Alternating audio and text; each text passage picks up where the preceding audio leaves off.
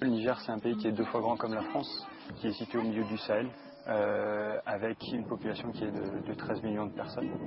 C'est une population qui est métissée, avec des populations nomades dans la zone nord et des populations plutôt sédentaires et agricoles dans la zone sud. On est à 70 à 80% de population rurale avec la culture du mil, du sorgho, et en zone nord plutôt pastorale, l'élevage transhumant de chameaux, de vaches et de chèvres.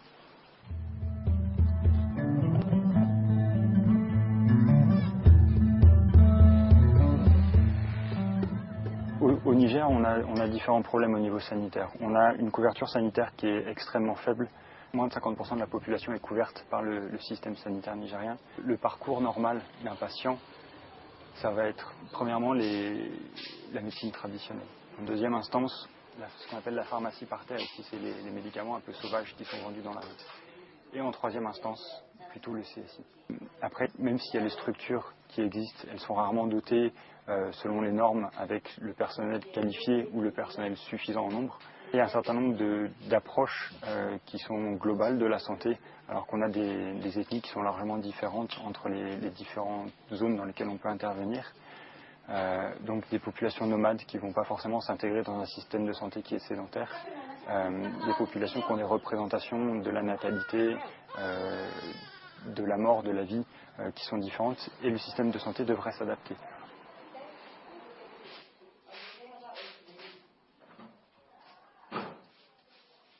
MDM s'est réimplanté au Niger en mars 2006 suite à la crise alimentaire. Donc on a fait le choix de ne pas intervenir directement dans l'urgence, mais plus d'axer notre travail sur les questions de développement.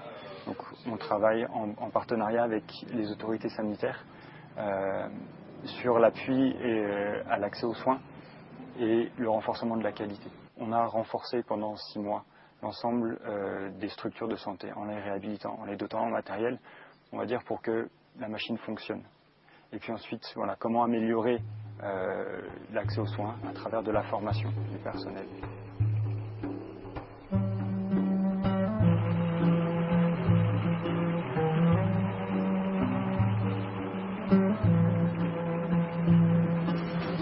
Tous les matins, l'équipe médicale part sur le terrain.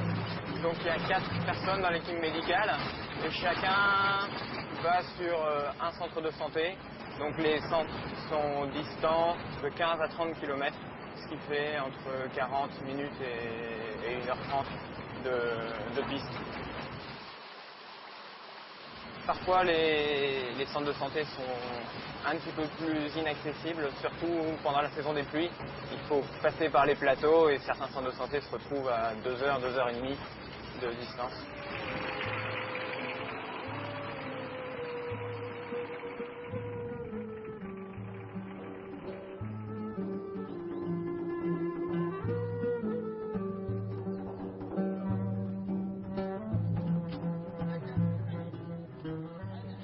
Donc on arrive au centre de santé d'Ibouaman. Tous les centres de santé sont construits sur le même plan, avec un hall qui tient lieu de salle d'attente. Ici, c'est la pharmacie. Donc les étagères avec les médicaments pour la délivrance. Dans les armoires, c'est les stocks. Voilà, les stocks de médicaments. Donc ici, c'est la salle de pansement et de stérilisation. Donc le nécessaire pour faire des pansements avec les antiseptiques, les compresses, le frigo pour les vaccins qui fonctionne au gaz. Avant les consultations, l'infirmier propose à toutes les femmes qui sont présentes, qui sont venues avec leurs enfants, une séance d'éducation sur un thème qui change chaque jour. Par exemple, il peut leur expliquer le paludisme, le mode de transmission, les précautions à prendre.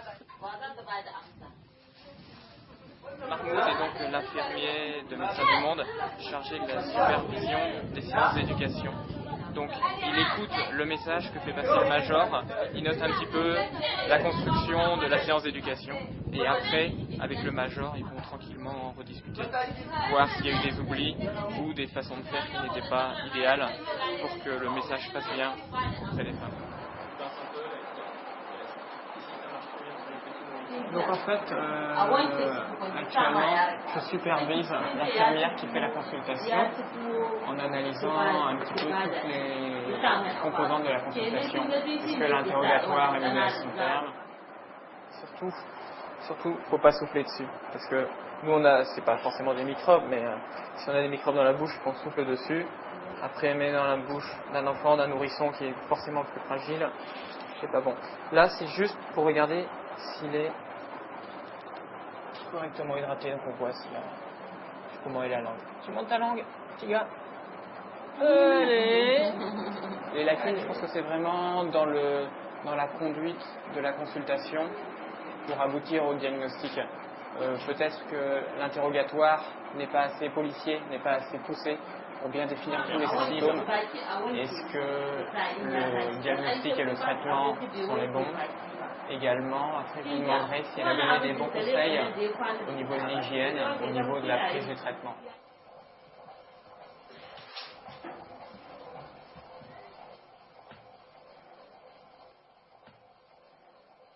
À partir d'octobre passé, on a commencé, après ce travail préliminaire, à mettre en place ce qu'on appelle la gratuité des soins.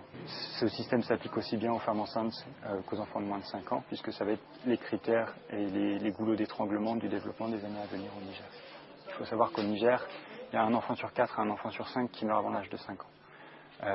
De la même façon, une femme sur 17 qui meurt en couche ou en postpartum. Et une population pour les questions de planification familiale qui est amenée à quadrupler, voire à quintupler d'ici les années 2050 si rien n'est fait. Donc ces personnes-là viennent au CSI sans payer.